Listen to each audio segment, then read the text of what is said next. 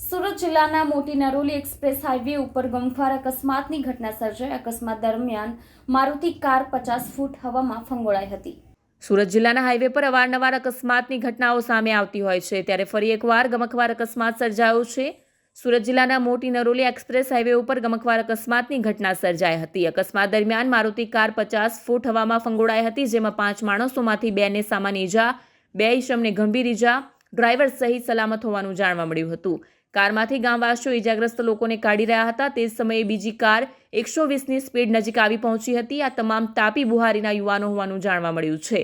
ગામવાસીઓનો બાલ બચ્યા હતા। બારડોલી એનાથી નવું હાઈવે મોટી નરોલી સુધી બની જતા કાર ચાલકો આવતા હોય છે, પરંતુ મોટી નરોલી રોડ પૂરું થયા કોઈ સાઇન બોર્ડ નથી, જેના કારણે પાછલા 10 દિવસમાં 7 અકસ્માત સર્જાયા છે। ઘટનાની જાણ થતાં જ સામાજિક અગ્રણીએ કોસંબા પોલીસ સ્ટેશનમાં તાત્કાલિક જાણ કરી હતી અને હાઈવે ઓથોરિટીને તાત્કાલિક રાત્રિ દરમિયાન ફોક્સ લાઇટ લગાવવા અથવા બારડોલીથી બંધ કરવા અનુરોધ કર્યા છે। મારું નામ કુલદીપ ડેર છે। તમે જે જોવો છો એ ઉપલેટા નગરપાલિકાનો રોડ છે, બરોબર। હવે આ રોડ ઉપર રાતના સ્ટ્રીટ લાઇટની કે કોઈ પણ પ્રકારની વ્યવસ્થા નથી। આ રોડ એટલી હદે ખાડાવાળો છે કે એમાં આપણે બાઇક લઈને નીકળતા અનેક વાર પડેલા જોયા છે અમે, બરોબર।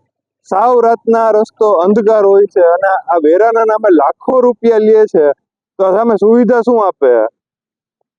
અમારી માંગ એ જ છે કે જે આ ગોંડલ સ્ટેટનો જૂનો જે પુલ છે એનું સમારકામ કરી અહીંયા સ્ટ્રીટ લાઇટ ફિટ કરો, અમને પાણીની સુવિધા આપો, અને જો આ કંઈ નહીં આપવામાં આવે, આ રોડ પાછો ચાલુ કરો। જો આ કંઈ નહીં આપવામાં આવે તો અમે વેરો પણ નથી ભરવો, અમને વેરો માફ કરી દો।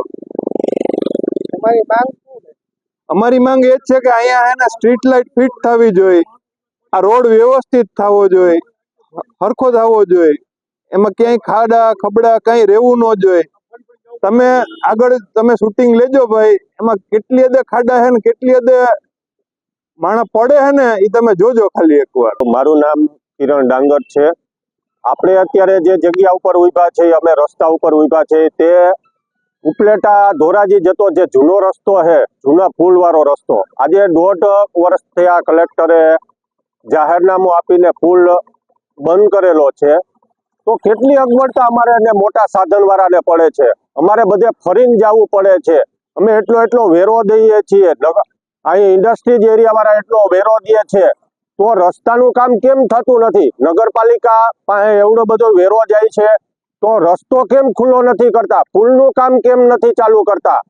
એટલે આ પ્રેસના માધ્યમથી હું નગરપાલિકાના ચીફ ઓફિસર, નગરપાલિકાના આગેવાનો, વહીવટકર્તાઓને કહેવા માંગુ છું કે ભાઈ તમે આ રસ્તા અમુક જોવો, ઉપલેટાનો જે નાક ગણાય છે જે રસ્તો, બાયપાસે ફરીને અમારે સિટીમાં જવું પડે છે। તમે તપાસ કરો, અત્યારે કેટલા 9-10 કિલોમીટર દૂર થઈને જવું પડે છે। પબ્લિક રજડે છે, ટ્રાન્સપોર્ટિંગ વિભાગ બંધ છે, ટ્રાવેલિંગ બંધ છે, તો એના માટે રિક્ષા ભાડા ખર્ચીને ઘરે જવું પડે છે। હું નગરપાલિકાના ચીફ ઓફિસર, નગરપાલિકાના આગેવાનોને વિનંતી કરું છું કે તમે આ જે ચૂંટણી ટાઈમે રોડ વાઇડિંગ કરો છો, અત્યારે થોડું ઘણું સાફ સફાઈ કર્યું એવું કરો છો, શું કામે આવા દેખાવ કરો છો? સ્ટ્રીટ લાઇટો ફિટ કરાવો। અંધારામાં આ રસ્તામાં તમે નીકળો, રાતે એકદમ અંધકારમય હોય છે, તો સ્ટ્રીટ લાઇટો ફિટ કરાવો। બધે બીજા સિટીમાં જુઓ, બીજા ગામડેમાં જુઓ, ગ્રામ્ય લેવલે હવે તો એવી સ્ટ્રીટ લાઇટો ફિટ થઈ ગઈ, તો ઉપલેટા તો ગોંડલનું નાક ગણાતું એવું સિટી છે, તો શું કામે સુવિધા નહીં? જો હવે પછી આ પ્રેસના માધ્યમથી કાંઈ પણ નિર્ણય લેવાશે તો અમે ગાંધી સિદ્ધિયા માર્ગે આંદોલન કરશું। હું મારુતિ ટ્રાન્સપોર્ટ વાળા મુકેશભાઈ બોલું છું। મારી ઓફિસ ઉપલેટા ધોરી જૂના રોડ પર જે વર્ષોથી આ છે, આ નગરપાલિકાની અસુવિધા નહીં ચાલે, અમારે ફરીને જવું પડે, રાતે હાલવા બ્રેક પણ લાગે છે, ચોમાસામાં માણસો પડી જાય છે, એટલે એક્સિડન્ટ થાય છે। અમારું યોગ્ય પગલાં લેવા વિનંતી, નકર અમે પછી એવું જ આંદોલન કરશું। તમામ જવાબદારી પાલિકાની, નગરપાલિકા રહેશે, કંઈ પણ થશે તો